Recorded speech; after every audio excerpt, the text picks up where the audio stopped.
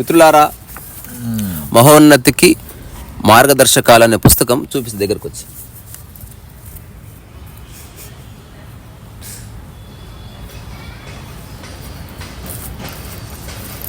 So ఈ పుస్తకం robin S Sharma రాసిన పుస్తకం. నేను సిటీకి వచ్చిన తర్వాత నా మిత్రుడు రంగన్న ద్వారా ఒక పుస్తకం పరిచయం అయింది, the monk who sold his Ferrari అని. సో ఆ పుస్తకం నన్ను చాలా బాగా ఇన్స్పైర్ చేసింది. సరే, తర్వాత రోజుల్లో తెలిసింది it's a compilation of good ideas. So Robin S Sharma ఆధ్యాత్మిక పరంగా చెబుతున్నా కూడా మంచి మంచి విషయాలు ఏర్చి కూర్చి ఒక దాంట్లో పెడతాడు, రాజమౌళి సినిమా లాగా. అంటే ప్రతి సీన్ మంచిగానే ఉంటాడు, చూసుకుంటున్నాడు.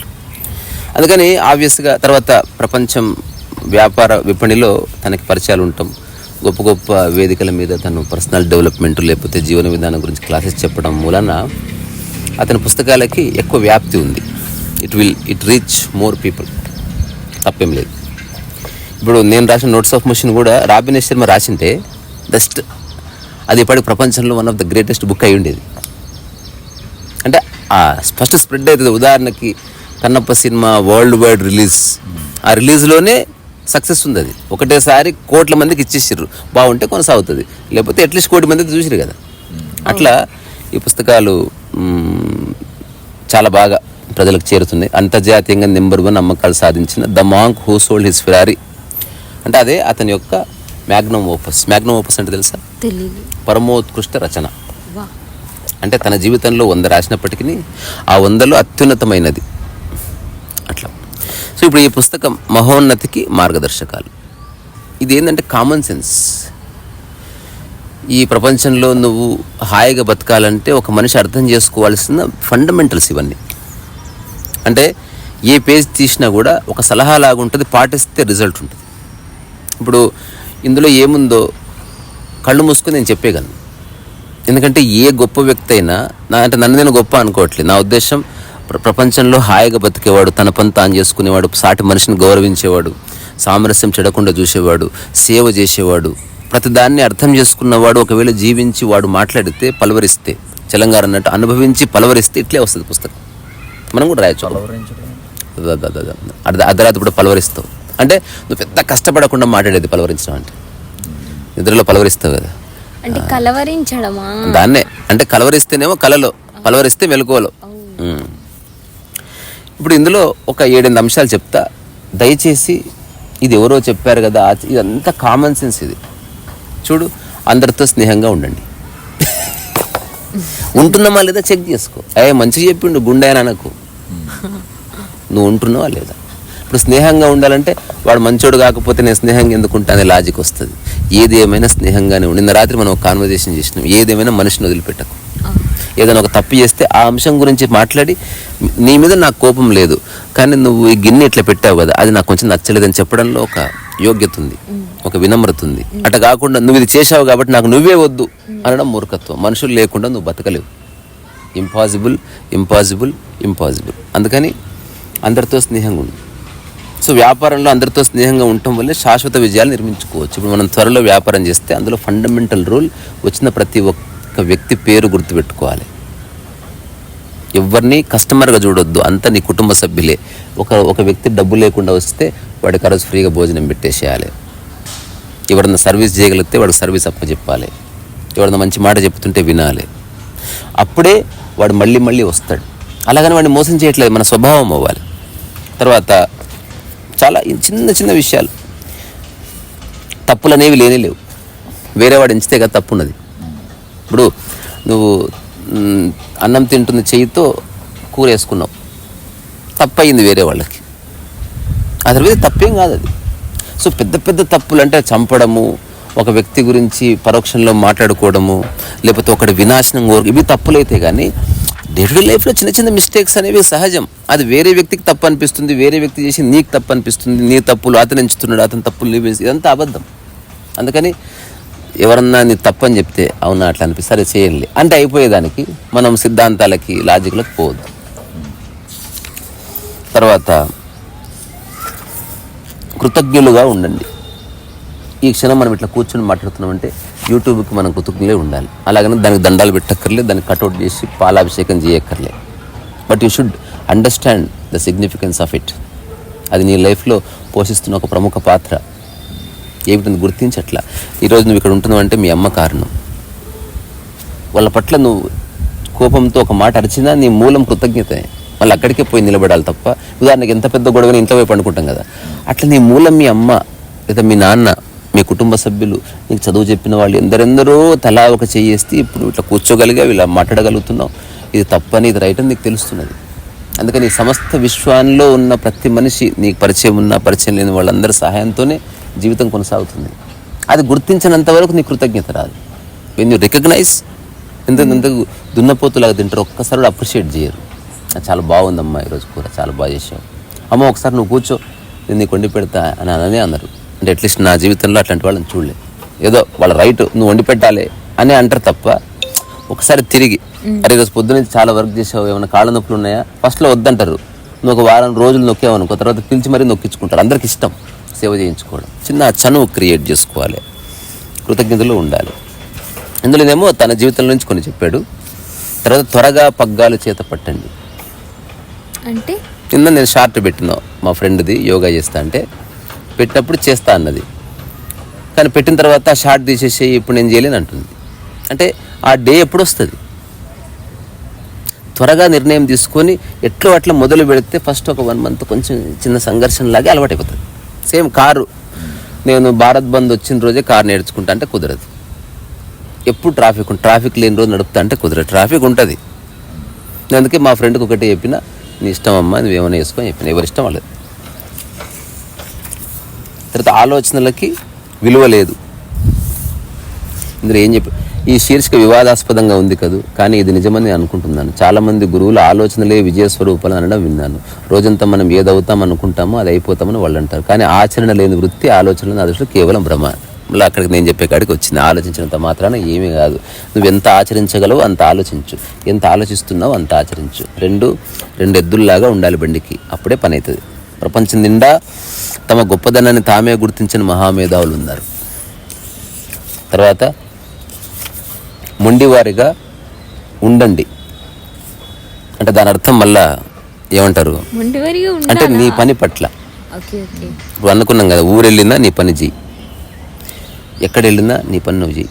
వర్షం పడ్డా ఏమైనా పూల పార్క్ ఎంచుకున్నాం, నాకు ఎంతోమంది చెప్తారు ఈరోజు ఏం వద్దులే, పనే. సో పని విషయంలోనే ఇది ఒకటి గుర్తుపెట్టుకోండి. ధైర్యవంతులైన మేధావుల్ని, దివ్య దృష్టి కలవారిని విమర్శకులు ఎప్పుడు ఎగతాళి చేస్తుంటారు, పట్టించుకోవద్దు. ధైర్యవంతులైన మేధావుల్ని అంటే నీలాగా ఆలోచించకుండా ఉన్నతంగా ఆలోచించేవాడు, కొత్తగా ఆలోచించేవాడు నన్ను ఎప్పుడు ఎగతాళి చేసే సమాజం. పెద్ద పోజు కొడతాడా, పోయి పని చేసుకుంటాడంట అని. అయినా సరే ఆగకు, 1 సంవత్సరం గడవని వాళ్ళందరూ వచ్చి నీతో పని చేస్తారు. నువ్వు స్థిరంగా నిలబడు. నువ్వు చేస్తున్న పని వల్ల వచ్చే ఫలితాలను ఎప్పుడైతే ప్రపంచం చూస్తుందో కథం, నేను ఎవ్వడు ఏమన్నాడు. ఇంకా ఇప్పుడు పూల పార్క్ ఎగ్జాంపుల్, 3 నెలల్లో ఇది మన జీవితంలో బాగా మార్చేసుకున్నాం. అంతవరకు ఇదెవరో మనం ఎవరో. ఫస్ట్ డే 2 డే ఎవరైనా వచ్చి అడుగుతారేమో, మున్సిపల్ వాళ్ళు ఏమంటారేమో, ఆ శ్మశానమైన ఏమంటాడేమో, ఇంటోళ్ళు ఏమంటే ఏదో ఒకటి వస్తుంది, డబ్బులు ఎక్కడి నుంచి వస్తాయి. ఇప్పుడు అన్నిటికీ సమాధానాలు వచ్చినాయి, క్లియర్ అయిపోయింది మైండ్. ప్రతిరోజు ఇప్పుడు వచ్చేసిన ఎంత క్యాజువల్గా, బాత్రూమ్కి వెళ్ళి ఎంత క్యాజువల్గా వచ్చేయడము, ఆ మోటార్ పెట్టేసుకోవడం, ఎవరో ఒకరు నువ్వు కొట్టేసినావు నీళ్ళు, అట్లా ఎవరో ఒకరు పని వస్తుంది. ఇప్పుడు మనీ వస్తాడు సాయంత్రం పూట, వాడికి ఎవడు చెప్పాడు? మోటార్ తీసుకొస్తాడు, కొడతాడు, ఏదో మనం ఏదో చేస్తుంటే రాయి తెచ్చిస్తాడు. అండ్ సమ్ యాక్టివిటీస్ హ్యాపెనింగ్ అట్లా. అందుకని ఎగతాళి చేసేవాళ్ళని చేసుకొని మనం దానికి రెస్పాండ్ అవ్వాల్సిన అవసరం లేదు. తర్వాత అన్నిటికంటే ముఖ్యం, మన తప్పుల నుంచి మనం నేర్చుకుందాం అని ఆయన చెప్పే బదులు నా తప్పుల నుంచి నేను నేర్చుకుంటానని తన మీద వేసుకున్నాడు. అది కొన్ని సలహాలు కాదు, ఇదే వివేకం అంటే. అంటే నీ తప్పు నుంచి నువ్వు నేర్చుకుంటే ఈడేవాడు చెప్పడానికి అనిపిస్తుంది. అందుకని నేనేం చేస్తాను, లాస్ట్లో నాకైతే వశీకరణాలు లేవని చెప్తాను, నేను నా మీద వేసుకుంటాను. అందుకే కొన్ని అంశాలు నేను చర్చించినప్పుడు మీరు గమనిస్తే, మీకు నమ్మకాలుంటే మీరు చేసుకోండి, నాకైతే లేవని చెప్తా. అంటే లేనివాడు ఒకడు ఉన్నప్పుడు ధైర్యం వస్తుంది, కానీ నాకు లేవు కాబట్టి నీకు ఉండొద్దని నేను చెప్పాను. అది వివేకం అంటే. ఆ తర్వాత ఇదేంటి పప్ప, గట్టి ప్రశ్నలు అడుగు, అది అయిపోయింది. ప్రయత్నించకపోతే ఎట్లా తెలుస్తుంది? అదే కదా అనుకున్నది. నువ్వు యోగా చేస్తున్నావు అంటే, మా ఫ్రెండ్ ఆమెకు ఎట్లా తెలుస్తుంది చేయకపోతే? పాపం అందరిలో చెప్పడానికి మొహమాటం లేదు, ఏం లేదు, అదంతా అబద్ధం కదా. ఇప్పుడు అంతా నీ వాళ్ళైనప్పుడు మొహమాటం ఎందుకు ఉంటుంది? నువ్వు యోగా పట్ల నీకు మొహమాటం ఉందా, మనిషి పట్ల ఉందా? నువ్వు మనిషికి చెప్పకు, యోగా అని చెప్తున్నావు తనకి. నీ సబ్జెక్ట్ యోగా, మనిషి కాదు. తర్వాత అన్నిటికంటే ముఖ్యం వినమ్రతతో ఉండండి. Be humble. నాకు తెలిసి ఒక 2-3 సంవత్సరాలు ఈ పదం విపరీతంగా వాడిన. Be humble, be humble, be humble, be humble, be humble. Be humble అనే ఫిలిం తీయొచ్చు అని. ఫిలిం కాదు, ఉండాలని నేను కోరుకుంటున్నా. ఎంత చక్కగా రాశాడు. వినమ్రత ఒక అందమైన వారసత్వం సృష్టించడానికి అత్యవసరమైన లక్షణం. ఇట్లాంటి పుస్తకం నేను కూడా రాస్తా విరిస్తుంది. అంటే చిన్న చిన్న పారాగ్రాఫ్లు అయిపోయింది, ఎక్కువ సోది లేదు. వినమ్రతతో ఉండు బై. ఒకడు మంచిగా ఉన్నాడు, వినమ్రతతో ఉండు. మంచిగా లేడు, సరే సార్ మీకు ఏదో కోపం వచ్చింది. ప్రతి దానికి హంబుల్నెస్ అనేది బిగినింగ్ అవ్వాలి. ఎప్పుడో నువ్వు కోపడ్డావు అంటే రీజన్ ఉండాలి. సరే, కుటుంబ సభ్యులు మనం ఎక్కువసేపు కలిసి ఉంటాం కాబట్టి చనువు ఉంటుంది కాబట్టి ఫస్టే మనం డైరెక్ట్గా చెప్పిస్తాం. ప్రపంచం అందరితో వినమ్రతతో ఉండవలసిందే. అప్పుడే నువ్వు అనుకున్న రోజు సక్సెస్ఫుల్గా, అనుకున్న పని అనుకున్న అయితే. తర్వాత ఇది బాగుంది, తొణకని బ్రాండ్లా ఉండండి. అంటే నువ్వు ఏదైతే చేస్తున్నావో దాని పట్ల స్పష్టతతో ఒక బ్రాండ్లా నిలబడు. కథం అయిపోయింది, అదే గ్రేట్ సక్సెస్. ఆ తర్వాత గుర్తింపు ఎవరికి వచ్చినా పర్వాలేదు, అంత బాగుంది. ఇవన్నీ కానీ అలా అనుకుంటామా సిచ్యువేషన్లో మనం? ఇదే ఎదుగుతున్న మనిషికి మనం చెప్పిన విషయం ఇది. అంటే నువ్వు నిజంగా జీవితంలో ఒక చెదరని చంచలము లేని మనస్సుతో పని చేయాలంటే చాలా విషయాలు అర్థం చేసుకోవాలి. నేను చెప్తున్నా, it will take years time. 1 రోజు 2 రోజులు అర్థమయ్యే విషయాలు కాదు. నీకు ఆచరణలో నాకు అనుకుంటున్నా కానీ మర్చిపోతున్నా, అనుకుంటున్నా కానీ ఉండలేకపోతున్నా, ఇవన్నీ తెలుస్తాయి. నువ్వు ఉండే రోజు వచ్చే వరకు టైం పడుతుంది. ఆమోదించడమే ఔన్నత్యం. యాక్సెప్ట్. సరేలే, ఓకే, యాక్సెప్ట్. ఎవడు అన్నాడు నువ్వు వేస్ట్ ఫెలో, దుర్మార్గుడు, నువ్వు మోసగాడివి, అబద్ధాల కోరు, సరేలే అట్లా అనిపిస్తుంది. కానీ నువ్వు రుజువు చేసుకుంటా పోకు, ఇంపాసిబుల్, అది అయ్యే పని కాదు. తర్వాత అభిప్రాయాలను పట్టించుకోవద్దు. ఎవరివి? ఎదుటి వ్యక్తివి. మరి పట్టించుకోకుంటే ఎలా? మనం ఎలా ఉన్నామో ఎదుటోళ్ళు చెప్తారు కదా. నువ్వు ఎలా ఉన్నావు నీకు తెలియాలి, మనకు తెలుసు. అక్కడితో అయిపోయింది. ఇంకా నా అభిప్రాయంతో నీకేం పని? నన్ను ఎవరో అందరూ కొన్నిసార్లు ఎదుటి వాళ్ళ అభిప్రాయాలు అవసరం కాదా? అది విషయానికి సంబంధించి. ఇప్పుడు దురభిప్రాయాలను ఎందుకు మనం అంగీకరిస్తాం? అంటే నీకు ఆవేశం వచ్చింది కాబట్టి నోరు జారుతారు చాలా మంది, నువ్వు అన్ని అబద్ధాలు చెప్తావు అంటారు. అది మేమేం తీసుకో. అంటే అభిప్రాయాలు పట్టించుకోవాల్సిన అవసరం లేదు. అందులో సత్యం ఉంటే తీసుకో. ఉత్త అభిప్రాయం అంటే ఏంది? జస్ట్ ఈ అభిప్రాయాన్ని ఎట్లా చెప్పొచ్చు అంటే, ఒక చిన్న ఎర్రకల రంగు అద్దం చూసుకుని ఇట్లా పెడితే చెట్టు ఎర్రగా కనిపిస్తుంది. అట్లా నువ్వు ఒక అభిప్రాయం నుంచి చూస్తే ఆ మనిషి నీకు వేరేగా కనిపిస్తాడు. అట్లా అభిప్రాయాలని పట్టించుకోకంటే దాని అర్థం ప్రతి పనికిరాని అభిప్రాయానికి రెస్పెక్ట్ ఇవ్వాల్సిన అవసరం లేదు. తర్వాత హాయిగా నవ్వుకోండి. మీరు జోకబుల్ మనిషా అంటే మీ మీద జోకేయచ్చు ఎవరన్నా. నిజంగా చాలా మందికి ఈగో అడ్డొస్తుంది. ఇప్పుడు నా మీద ఎవరైనా జోకేయచ్చు, కానీ ఎదుటి వ్యక్తి నేను చూసిన కొందరు, మళ్ళీ పేర్లు ఎందుకు, జోకులకు సహించరు, జోక్ని అఫెన్స్గా తీసుకుంటారు. ఎక్కడో చోట ఒక 10 మంది 5 మంది నీ లైఫ్లో ఉండాలి, వాళ్ళు నిన్ను ఏదైనా అనగలిగే ఒక స్వేచ్ఛనివ్వాలి. జీవితాన్ని వదులుగా పట్టుకోండి, గట్టిగా పట్టుకోవద్దు, చచ్చిపోతుంది. ఇప్పుడు మనం మొక్క గురించి ఏం చెప్పినా మరీ ఎంత ఉత్తకు చచ్చిపోతుంది. లిటిల్ అంటే మరీ లూజ్ కాదు, ప్యాంట్ నడుముకి నువ్వు వేసుకునే ప్యాంటులో ఉందిరా ఆధ్యాత్మికత అంతా. మరి గట్టిగా చుట్టుకుంటలేవు, మరి ఊసిపెట్టేది పెట్టుకో, ఎక్కడో మధ్యలో పట్టుకుంటున్నావు దాన్ని. చేతికి కట్టుకునే దారము, తర్వాత మెడలో బంగారు కూడా చేసుకుంటారు. మెడ గట్టిగా బిగించుకోమను, నాలుక బయటకు వచ్చేటట్టు. మెడలో ఉండాలి కానీ అది నొక్కుపోకూడదు, మెడలో ఉండాలి జారిపోకూడదు. అటనే మాట కూడా మాట్లాడాలి కానీ గొడవ కాకుండా ఎరుకలో ఉండాలి, లేకపోతే ఖచ్చితంగా ప్రాబ్లం వస్తుంది. అందరూ ఏం చేస్తారు, ఏదో వెళ్ళిపోతే ఉంటారు అంతే. ఆ తర్వాత ఇట్లా రకరకాల విషయాలన్నీ ఉన్న ఈ పుస్తకం సరదాగా చదవండి. దీని మీద ఒక్కొక్క విషయం మీద టాపిక్ చేయొచ్చు. ఆల్రెడీ ఇప్పుడు నేను చేసే టాక్స్లో ఇంతకంటే ఎన్నెన్నో విషయాలు ఉన్నాయి. ఎట్లా తర్వాత వినే రోజు ఇదొక్కటి చెప్పి ముగిస్తా. వినే రోజు నువ్వు చెప్పేవి చాలా వరకు ఇందులో ఉన్నాయి. విషయం అందరికి వినే రోజు, దీని తర్వాత నువ్వు దిద్దు. వినే రోజు నువ్వు వింటున్నాడు అంటే వినడం కూడా గ్రేట్ ఆర్ట్. ఇప్పుడు నా దగ్గరకు చాలా మంది మాట్లాడితే నాతో కొందరు అన్నమాట, ఎట్లా నీ ఓపిక ఒక దండం అంటారు. అసలు నాకు ఏ ఓపిక లేదు, వింటున్నా శ్రద్ధగా, నాకు నచ్చి వింటున్నా. ఎంత బక్వాస్ మాట్లాడి వినగలగాలి. మనకు ఒక రకమైన ఉడుకు మొత్తం వచ్చేస్తుంది. గట్టి నువ్వు బర్దాష్ చేయవు. ఇంకా ఇన్ని చెప్తారు ఫోన్లో, ఎంతమంది ఎన్ని రకాల విషయాలు చెప్పినా నేను వింటాను. ఫస్ట్ ఆ వినడంలోనే వాడి సమస్య తగ్గిపోతుంది. ఈ నీ గ్రూప్ నువ్వు వినేవాడిగా ఉంటే ప్రపంచం అంతా నీకు డోర్ ఓపెన్ చేస్తుంది. చెప్పేవాడిగా ఉండకు. నీకు అవగాహన రాకుండా చెప్పలేవు, కానీ అవగాహన ఉన్నా లేకున్నా, నీకు బుద్ధి ఉన్నా లేకున్నా వినొచ్చు నువ్వు. అది 100% ఆప్షన్ ఉంది ప్రతి మనిషికి. అందుకని ఒక మనిషి అందరితో హాయిగా ఉండాలంటే వినేవాడిగా ఉండాలి. నేను ఒక ఇంటికి భోజనానికి పిలిచాను. నన్ను అక్కడ ఒక మనిషి, ఒక 60 ఏళ్ళు ఉంటాయి, అతని మీద నా దృష్టి పడ్డది. ఆయన ఒక మూల కూర్చొని ఇట్లా చక్కగా కూర్చొని ఆ కారపూస అంటారు కదా, అవి తింటున్నాడు. ఇట్లా ప్రశాంతంగా నిర్మలంగా ఉన్నాడు. అతను చూడగానే నాకు అతని కళ్ళు, అతని ప్రశాంత బాడీలో తెలిసిపోతుంది. నేను లోపలికి వెళ్ళి అడిగా, ఎవరు ఆయన అంటే, ఆయన మా పెద్ద ఆయనే, చాలా మంచి ఆయన. మంచి ఆయన అంటే ఎవరేం చెప్పినా వింటాడు, తాను ఏం చెప్పాడంట. ఎవరెవరో పోయి తనకు సమస్యలు చెప్పుకొని ఏడుస్తారంట, తను ఏమి చెప్పలే ఇప్పటివరకు. ఏ ఇంటికైనా వస్తాడు, ఒక్కోసారి కారు పంపిస్తాం, ఒక్కోసారి తానే వస్తాడు. వచ్చినా ఏముండదు, కూర్చుంటాడు మూలకి వెళ్ళి. ఇంక అందరు బంధువులు పోయి రకరకాల, పెద్ద ఆయన ఇల్లు కట్టుకున్నాం, పెద్ద ఆయన ఇంత ఖర్చు ఇంత ఖర్చు సరేలే అయిపోయింది. ఇతనేం చెప్పాడు, ఇనిషియల్గా అడిగేవాళ్ళంట, ఊతప్పన సరే తీసుకురమ్మను. తర్వాత ఇనిషియల్ డేస్లో అందరు బలవంతం చేసినట్టు మాట్లాడని.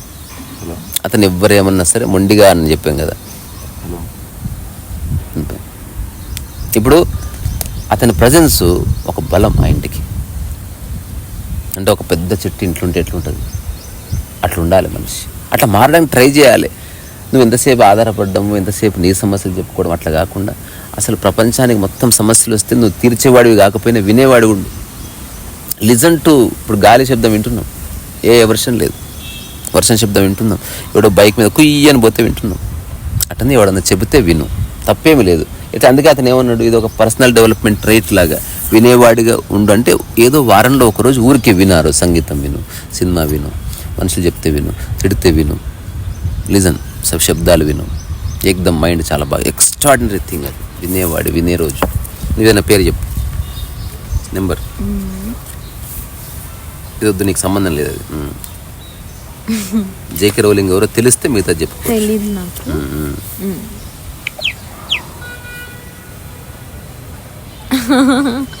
సరే, ఒక పెద్ద ఆలోచన మీ జీవితాన్ని విప్లవాత్మకంగా చేస్తుంది, మీ చుట్టూ ఉన్న ప్రపంచాన్ని మార్చేస్తుంది. మొత్తం విషయాన్ని మార్చేందుకు ఒక్క ప్రతిభావంతమైన ఆలోచన చాలు. చేతి రాత పుస్తకం ఒకటే ఆలోచన. దాని యొక్క అట్లా అనుకుంటే కుదరదు కదా. You have to spend time. నాకు తెలిసి ఇప్పుడు ఉపదేశసారం మనం రాసిన అన్ని పుస్తకాల్లో పెద్ద పుస్తకం అది. 270 పేజీలు అవుతుంది. అది 280 పేజీలు. అది మనం అది రమణ తాతయ్య కాదు, అష్టావక్రది 1000 pages క్రాస్ అయింది. Next book. దాంట్లో చాలా పని ఉంది. అంటే ఒక ఫస్ట్ బేసిక్ వర్క్ అయిపోయింది, ఇప్పుడు దాంట్లో కొంచెం ప్రొఫెషనల్గా కొంత వర్క్ చేయాలి. సరే, సో ఈ పుస్తకం సరదాగా చదవండి, చాలా బాగుంది. ఇవన్నీ అందరికి ఉపయోగపడేవి. 101 మార్గాలు, 101 కాదు, ఒకటే మార్గం అనుకుంటే అక్కడి నుంచి 101 మార్గాలు విభజించబడ్డది. అంతే అనుకుంటే 1001 మార్గాలు కూడా మనకి. ఏకశ్లోకులు ఉన్నాయి, అష్టోత్తరాలు ఉన్నాయి, తర్వాత సహస్రాలు ఉన్నాయి, శతాలు ఉన్నాయి, అంటే 108 మంత్రాలు ఉన్నాయి, 1008 ఉన్నాయి, రకరకాలు ఉన్నాయి కదా. అట్లనే అనుకుంటే 101 లేదా 151. అంటే నెంబర్స్ కి మన ప్రత్యేకత ఏమీ లేదు, అంటే ఏదో గుర్తుండాలి కదా. అచ్చా, అట్లా. 101వ ఏంటిది పప్ప? లాస్ట్దే చూద్దాం.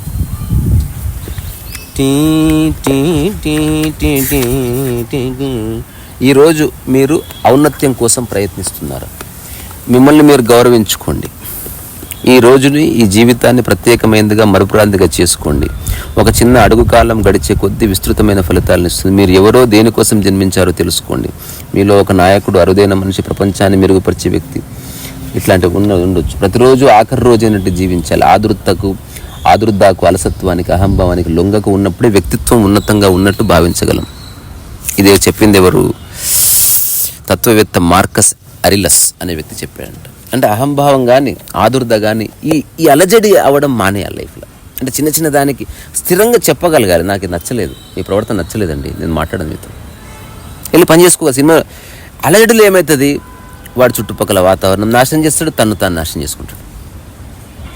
ఏదేమైనా అలజడి నేను సమర్థించాను.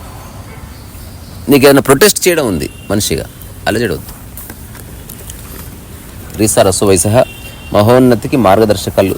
నేను కూడా ఒక చిన్న బుక్ రాస్తా, ఇంకా ఎంత గడిచిన చిన్న కథలు చాలా ఉన్నాయి. అసలు అనుకుంటే ఇప్పుడే ఇట్లా కూర్చొని వారం రోజులు పూర్తి లాస్ట్ ఏదో రాస్తుంది అది రచయిత గురించి అట్లా ఇట్లా మనకు సంబంధం. అది హెడ్డింగ్ లైన్ పప్ప దీనికి. సత్యాన్ని చేరుకోండి, మీరు జీవితంలో గొప్ప పనులు చేయాల్సి ఉంది. ఏంటి ఆ సత్యం? ఇదంతా చదివితే తెలుస్తుంది. ఒక్కటి చెప్పనా, నీ పని నువ్వు చేసుకో, నీకు ఎంత సాధ్యమో అంత చెయ్యి, నీ శక్తిని నువ్వు గుర్తించు, నీ చుట్టుపక్కల వ్యక్తులతో సామరస్యం కోల్పోకు, నీకు సాధ్యమైంది చెయ్యి, సాధ్యం కాకపోతే సాధ్యం కాలేదని చెప్పు. ఇంతే, చిన్న చిన్న చిన్న విషయాలు ఇవన్నీ. మనం ఒక చిన్న పేపర్ మీద రాసుకుంటే టైటిల్స్, సాధ్యం కాకపోతే సాధ్యం కాలేదని చెప్పు, ఇది టైటిల్. నీకు ఎంత సాధ్యమో అంతే చెయ్యి, సాధ్యం కాని చోట ఆపేయి. అట్లా నిన్ను నువ్వు సమర్థించుకోకు. ఇట్లాంటివన్నీ మనం కూడా చెప్పొచ్చు పిట్ట కథలు. రీసా రసోవైస్.